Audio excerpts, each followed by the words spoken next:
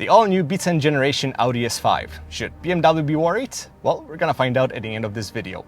We're also gonna talk about these things from a technical standpoint, how I feel about the interior space, and what it's like to drive it on our favorite back road. So let's get started.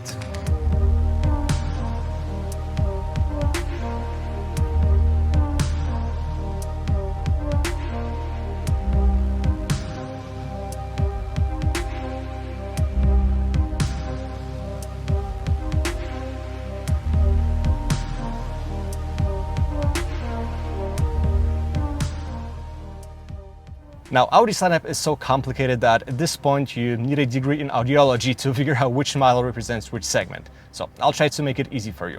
All the cars with even numbers represent vehicles powered by electric drivetrains. All the cars with odd numbers, like an A5 that we have today, represent models that are powered by internal combustion engines. Now, also what happened for 2025 is Audi consolidated the A4 and A5 into one model, meaning what was an A4 in the past is now an A5, and what was an A5 in the past is missing some body styles. We lost the coupe and convertible, and there are only two variants in the A5 available right now.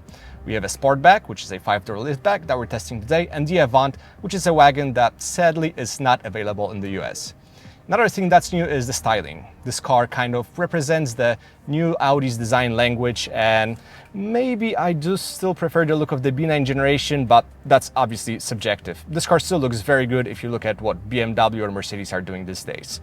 Now, the current generation, the B10, also got a little longer, wider, and taller, which translates into more interior space, and that's actually noticeable. The car just feels bigger on the inside. But what really matters to us are the underpinnings. So the new model sits on a modular PPC platform, which will underpin a lot of future Audi models that are powered by internal combustion engines, including cars like the Q5, A6, or a Q7.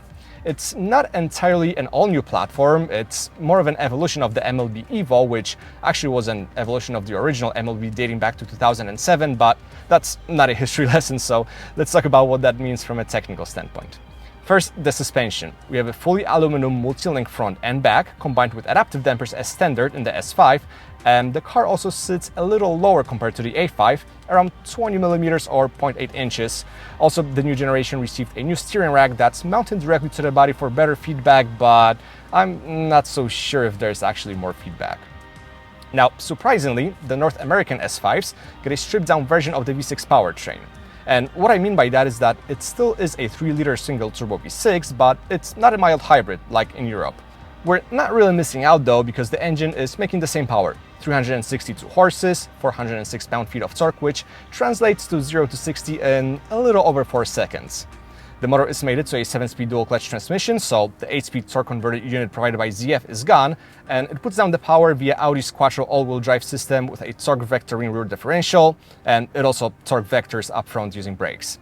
Finally, the pricing. It starts in the low 60s and tops at around 73 grand as tested, so I know it sounds crazy, but that's actually on par with a BMW M340i or a Mercedes C43 AMG.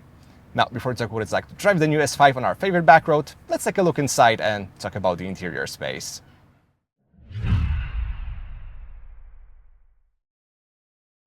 Okay, so we're inside the new Audi S5. Now, just like the exterior, the interior design features new Audi's language, and if you're a fan of simplistic, almost boring design of Audi's interiors, this cabin might shock you a little. There's a lot happening when you look at the dash, and if you love screens and lights, you will feel right at home.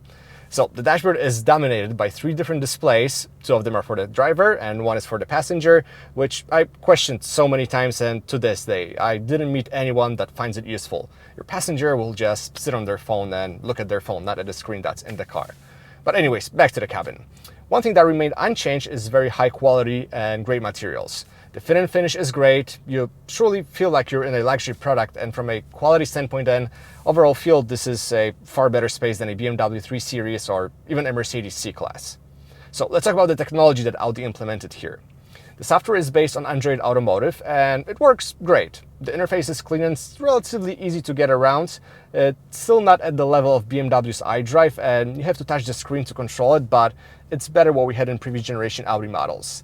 The only problem I have is that the virtual cockpit is not as customizable as it was in the past, but hopefully there's going to be a software update that will change that. But there's an improvement from the usability perspective. We have a little bit more storage space in the centering console. We have a dedicated spot for our phone with a wireless charger, and since this is a liftback, the hatch opens up together with glass, making this car much more practical. Not a wagon-like practical, but after dropping the seats, the cargo area is pretty usable. Now, the front seats are excellent. They provide great balance of comfort and support as you're expecting from a performance vehicle. They are heated, cooled, and even feature a simple pseudo massage mode. Basically what it does, it inflates and deflates the lumbar support, but it actually helps with fatigue on longer trips. Moving to the back, being 6'1", I can somewhat comfortably sit behind myself. The headroom isn't compromised like it was in the old A5, but this is still a German compact sedan, so the space is not mind-blowing. Overall, the interior space feels very, very nice. It has high quality materials and it smells also very nice in here. Audi pays a lot of attention to those small details, and that's what you get when you pay a lot of money. Now, the question is what it's like to drive the new S5. Well, let's head into our favorite back road and check it out.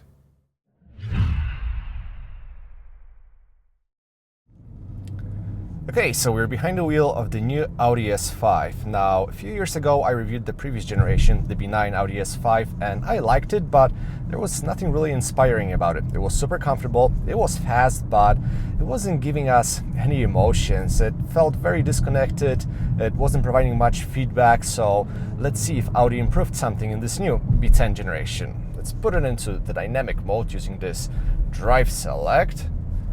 You can use the manual mode for the transmission, floor it. Sadly, the transmission auto upshift, so that's the first problem that we have. But I must admit that single turbo V6 has so much power. 362 claimed by Audi feels maybe like a little bit more, but that's typical Volkswagen Auto Group. And any German car, they usually underrate their engines. But what I like about this unit... I did not understand that. Can Audi. you repeat it, please? No, I'm not talking about you. I am talking about you, but now I'm talking to you. Please cancel whatever you're doing right now. The beauty of today's cars. Anyways, back to the engine. Single turbo V6, 362 horsepower. It's actually a pretty impressive unit. Very responsive. I still did not understand that. You can look for possible voice commands in my settings under the Help tab. Cancel. Thank you. All right, let's try this again. So we have 362 horsepower, single turbo V6. It has just enough power and torque for everyday driving and even for dynamic driving. The unit is very responsive. It's very nicely tuned. It delivers power up to like 6,000 RPM. So that's the only disadvantage of that car. It doesn't just have that red line that, for example, B58 and BMW does. But besides that, it has everything that we need. Handling wise, it is a Audi, so you're gonna experience some understeer. You're gonna experience some oversteer when you really try to get the car to rotate. So it's still possible. You really have to be in a tight corner. You have to add it a little bit more gas, have it in sport mode, lock it in a gear, and the car will nicely rotate. So I have no complaints about that. But what this car really excels in is its daily duties. It's far more comfortable than a BMW M340i. What I mean by that, the ride quality is far, far better. We have that multi-link suspension up front, and the front end does feel better compared to the M340i. The car is more comfortable, it does a better job absorbing any road imperfections, any bumps, and it's very, very quiet too. We have laminated side windows, which is not so obvious in this segment, and I caught myself going a little faster than I'm supposed to just because how quiet this cabin is. Now, if we go back to the driving dynamics, like I said, it's still an Audi. We don't get the feedback that we were expecting from somewhat performance vehicle. I think the Mercedes C43 AMG offers you better feedback. You feel a little bit more connected, but then again, that car has a 4-cylinder turbo engine, which is a great unit, but it's a 4-popper. Now, in the S5, we have that nicely sounding V6. There's a little bit of fake engine noise, but the exhaust is also tuned very nicely. We have a little bit of burbles, a little bit of farts when we upshift, and it's just an overall more refined vehicle. Now, we have this person in the Scion right in front of us, so I can't really demonstrate you the driving dynamics, but maybe we can just pop a U-turn here and see what this thing is capable of, since we are on our favorite back road. I don't know how I feel about the shifter. I like physical shifters. Here we have this digi switch. Might as well floor it. Yeah. Oh, that thing is so fast. You're flying in it. All right, now we have an opportunity to take those corners a little bit more aggressively. So as I was talking, you can feel a little bit of understeer. That's typical for Audi, but you can also get this car to rotate. As of body roll, we do have adaptive dampers, which stiffened up in dynamic mode, but there is a lot of body roll still. The car leans definitely much more than an M340i or a C43 AMG, but it's not like you're gonna be doing this on a daily basis. If you do it once a week, like I'm doing right now on a Saturday morning, it is rewarding to drive. The steering, typically for Audi, doesn't provide us any feedback. Audi said that they improved the steering rack to give you a little bit more feel, but I don't know how I feel about that. One thing I can tell you for sure, we do have plenty of mechanical grip, and Quattro all-wheel drive system is one of the better all-wheel drive systems in the market. It is rear bias, so again, we can get this car to rotate a little bit. Brakes are also very nice. I do like the brake pedal calibration. They give you confidence. You can nicely modulate the braking power. So yeah, what I really like about this car the most is how versatile it is, how it plays that role of a somewhat performance German sedan, but also go to a favorite back road, attack the corners, and it puts a smile on your face. Anyways, that's all I wanted to say about the new Audi S5, so let's head into the final thoughts and summarize this thing.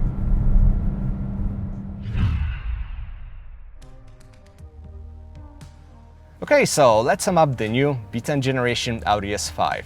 It's a better vehicle than its predecessor, and it's closer to the BMW M340i than you think. It's super rewarding and engaging to drive. You can have plenty of fun in it on your favorite back road. The suspension tuning is great, the powertrain calibration is great, and also we get plenty of mechanical grip.